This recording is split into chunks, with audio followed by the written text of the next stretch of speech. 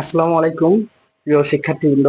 আশা করি সবাই ভালো আছো এবং তোমরা যারা এসএসসি পরীক্ষা দিচ্ছ, আশা করি সবারই পরীক্ষা অনেক সুন্দর এবং অনেক ভালো হচ্ছে। তো আজকে যে বিষয়টা, যে টপিকসটা নিয়ে আসছি তোমাদের মাঝে, সেটা হচ্ছে সায়েন্সের সম্পূর্ণ বই মুখস্থ করার দরকার নেই। তোমরা যারা পরীক্ষা দিবা, হচ্ছে সায়েন্সের যে সাবজেক্টগুলো তোমার পরীক্ষা দেবা, যেমন তোমাদের 27 তারিখে পরীক্ষা আছে পদার্থ, 29 তারিখে রসায়ন, 4 তারিখে গণিত, 6 তারিখে জীব বায়োলজি। মোটামুটি তোমরা যারা সায়েন্সের যে সাবজেক্টগুলো, ডিপার্টমেন্টের সাবজেক্টগুলো যে পরীক্ষা দিবা, আজকের টপিকসটাই তাদের জন্য। আজকের একটা শর্ট জিনিস, অর্থাৎ কি আমার টপিকসটা কি, সায়েন্সের সম্পূর্ণ বই মুখস্থ করার দরকার নেই।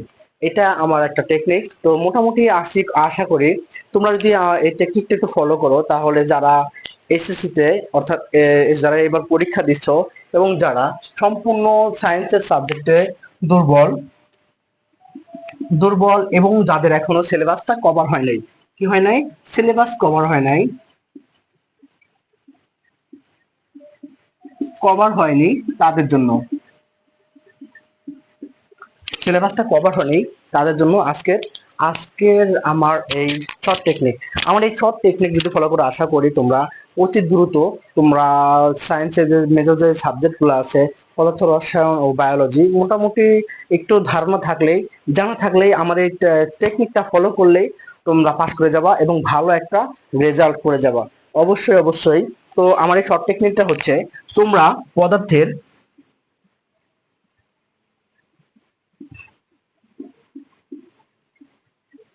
তোমরা পদার্থের ম্যাথ বইয়েতে সম্পূর্ণ যে ম্যাথ গুলো আছে, ম্যাথ গুলা সলিউশন করার চেষ্টা করবা। তাহলে পদার্থের আর কোনো ঝামেলা হবে না, আর কোনো কিছু বেশি অত না পড়লেও হবে। ম্যাথ জানা থাকলে মোটামুটি হবে। তাহলে কি, পদার্থের ম্যাথ, রসায়ন, রসায়নের রাসায়নিক বিক্রিয়া,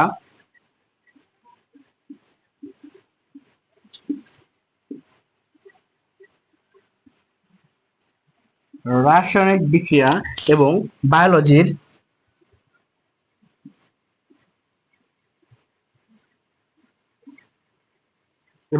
বায়োলজির হচ্ছে তোমার চিত্র। চিত্র মোটামুটি সব চিত্র চিত্র সবগুলো, এর মধ্যে কিছু কম বেশি হতে পারে।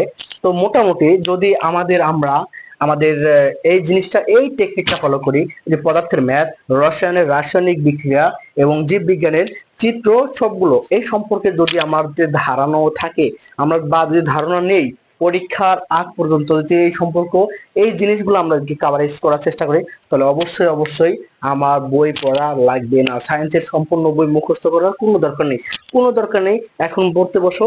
তুমি এই পদার্থের, যেহেতু তোমাদের 29 তারিখে পদার্থ পরীক্ষা হবে, সরি 27 তারিখে, 27 তারিখে তোমাদের পদার্থের যে পরীক্ষাটা হবে, তুমি ম্যাথ প্রথম থেকে এখন ম্যাথটা কভারেজ করার চেষ্টা করো।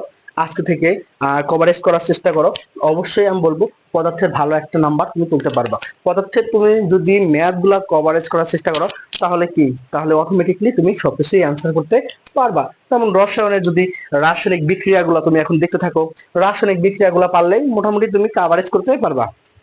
এরপরে জীববিজ্ঞানের আহ চিত্রগুলা তুমি একটু টেকনিকের চিত্রগুলা করার চেষ্টা করো বা করতে থাকো বা করো, তাহলে অবশ্যই অবশ্যই আশা করি তুমি ভালো একটা রেজাল্ট করতে পারবা এবং তোমার পরীক্ষা খারাপ হওয়ার সম্ভাবনা নাই। তো অবশ্যই এটা শুধুমাত্র যারা দুর্বল এবং যাদের সিলেবাস কভার হয়নি, এটা সম্পূর্ণ শুধু এটা তাদের জন্য। আর যারা দুর্বল এবং যাদের সিলেবাস কভার হয় নাই, তার জন্য। তো আশা করি তোমরা এই শর্ট টেকনিকটা ফলো করবা। সবাইকে ধন্যবাদ।